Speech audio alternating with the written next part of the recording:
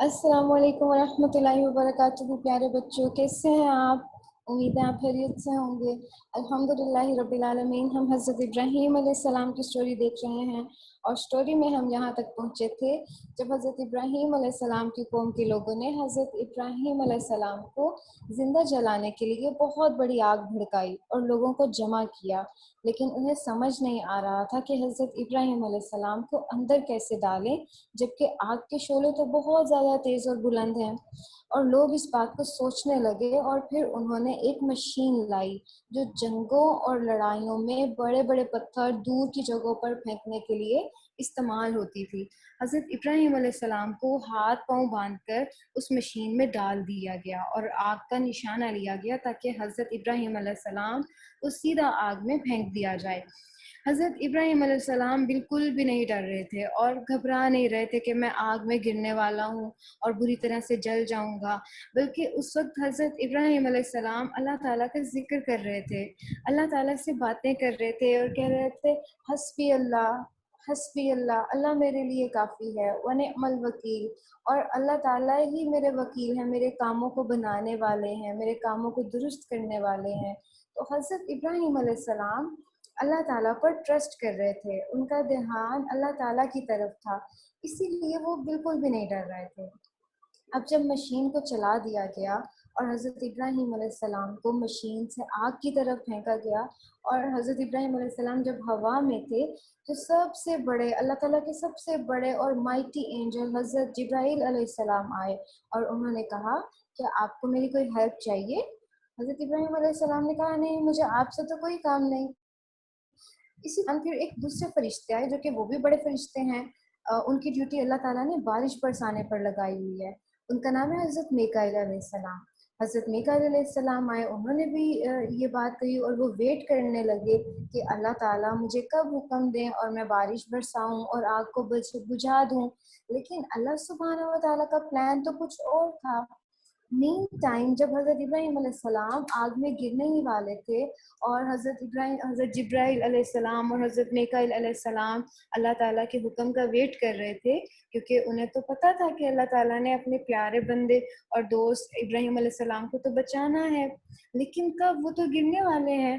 उसी वक्त अल्लाह ताला ने फिर ऑर्डर दे दिया, हज़रत जिब्राईल अलैहिस्सलाम को भी नहीं, मीकाईल अलैहिस्सलाम को भी नहीं, बल्कि उस आग को जिसमें इब्राहीम अलैहिस्सलाम गिरने वाले हैं, अल्लाह ताला ने कहा, या नारू, ए आग, कूनी, हो जाओ, बर्दन, ठंडी, व सलामन, और सलामती वाली, अला इब्राहीम, इब्राहीम अलैहिस्सलाम पर।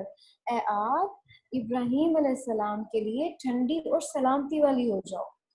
अब जब हज़रत इब्राहीम अलैहिस्सलाम आग में गिर गए तो आग ने भी हज़रत इब्राहीम अलैहिस्सलाम को कुछ भी नुकसान नहीं पहुंचाया, क्योंकि लोगों को तो वो लग रही है बहुत तेज शोलों वाली और गर्म, लेकिन अल्लाह ताला ने हज़रत इब्राहीम अलैहिस्सलाम के लिए उसे ठंडा कर दिया। अब जब हज़रत इब्राहीम अलैहिस्सलाम अंदर गिरे तो उन्हें कुछ भी नुकसान नहीं पहुंचा और सिर्फ हज़रत इब्राहीम अलैहिस्सलाम के हाथ और पाँव, उन पर जो रस्सियाँ बंधी थी सिर्फ वो जल के उतर गईं और आग तो ठंडी हो गई। तो हज़रत इब्राहीम अलैहिस्सलाम के हाथ पाँव खुल गए और वो इत्मीनान से आग में ऐसे ठहरे रहे जैसे किसी बाग में बैठे हों, अल्हम्दुलिल्लाह। अब इस वक्त पे लोग अगर थोड़ा सा भी समझते तो वो जान जाते कि इब्राहीम अलैहिस्सलाम तो सच कहते हैं और इब्राहीम अलैहिस्सलाम के रब पे ईमान ले आना चाहिए जिसने उन्हें आग में भी सलामत रखा। लेकिन लोग अपनी जिद पे कायम रहे और वो बिल्कुल भी ईमान नहीं लेकर आए। हज़रत इब्राहीम अलैहिस्सलाम ने जब ये देखा कि मेरी कौम इतना समझाने के बावजूद और अल्लाह सुब्हानहू व तआला का इतना बड़ा मुआजिज़ा देखने के बावजूद भी ईमान नहीं लाई, तो उन्होंने अपने इलाके से हिजरत करने का फ़ैसला किया, वहाँ से जाने का सोचा, ताकि ये लोग तो बात नहीं मान रहे, मे बी और लोग जो दूसरे इलाकों में हैं, वो अल्लाह की बात मान लें, अगर मैं उन तक अल्लाह ताला की बात को पहुँचाऊँ। तो हज़रत इब्राहीम अलैहिस्सलाम ने उस इलाके को छोड़ दिया और वहाँ से जाने के लिए निकल पड़े। हज़रत इब्राहीम अलैहिस्सलाम की लाइफ में नेक्स्ट भी बहुत इंटरेस्टिंग इवेंट्स हुए जिनमें हमारे लिए बहुत ज़्यादा सीखने की चीज़ें हैं, लेकिन फिल वक्त इंशाल्लाह हम समर कैंप में इतना ही देखेंगे इंशाल्लाह। और अब हम आज की स्टोरी में से देखते हैं कि हमारे लिए लर्निंग पॉइंट्स कौन कौन से हैं, वो चीज़ें जो हमने इस स्टोरी में देखी इंशाल्लाह।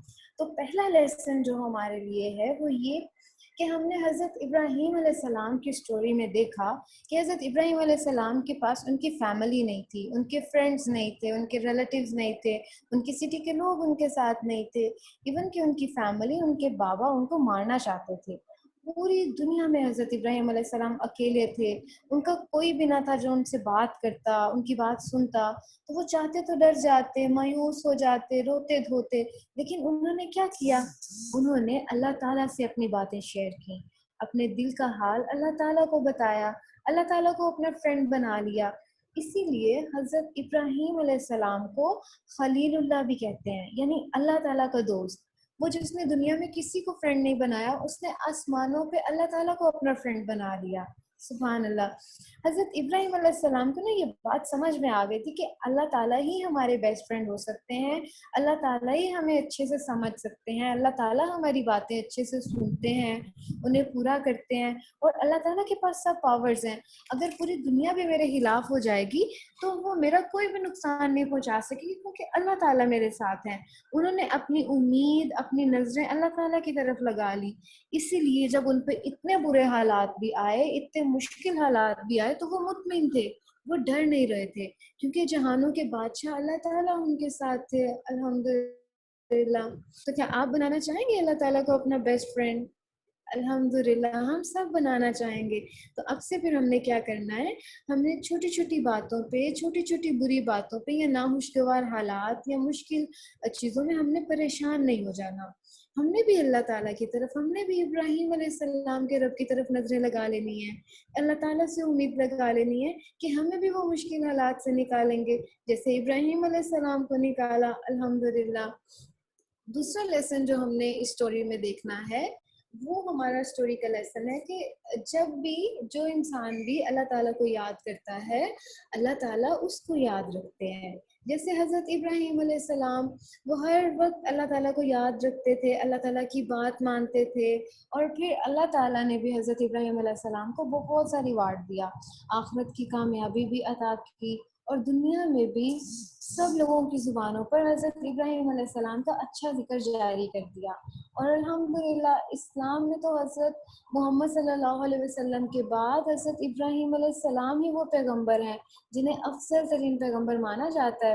اور یہی وجہ ہے کہ جب ہم نماز میں درود پڑھتے ہیں تو ہم کیا کہتے ہیں؟ ہم اللہ تعالیٰ سے دعا مانگتے ہیں کہ اے اللہ تعالیٰ، جیسے آپ نے حضرت ابراہیم علیہ السلام پر اور ان کی آل پر رحمت اور برکت نازل فرمائی، اسی طرح سے حضرت محمد صلی اللہ علیہ وسلم اور ان کی آل پر بھی رحمت اور برکت نازل فرما۔ سبحان اللہ۔ اللہ تعالیٰ کو اپنے پروفٹ ابراہیم علیہ السلام اس قدر پسند تھے کہ انہوں نے حضرت ابراہیم علیہ السلام کو ہماری دعاؤں کا حصہ بنا دیا۔ الحمدللہ۔ اور قیامت تک ہم جب بھی دعائیں کریں گے، جب بھی آپ صلی اللہ علیہ وسلم پہ درود بھیجیں گے، جہاں آپ صلی اللہ علیہ وسلم کا ذکر کریں گے، وہاں حضرت ابراہیم علیہ السلام کو بھی یاد کرتے رہیں گے انشاءاللہ۔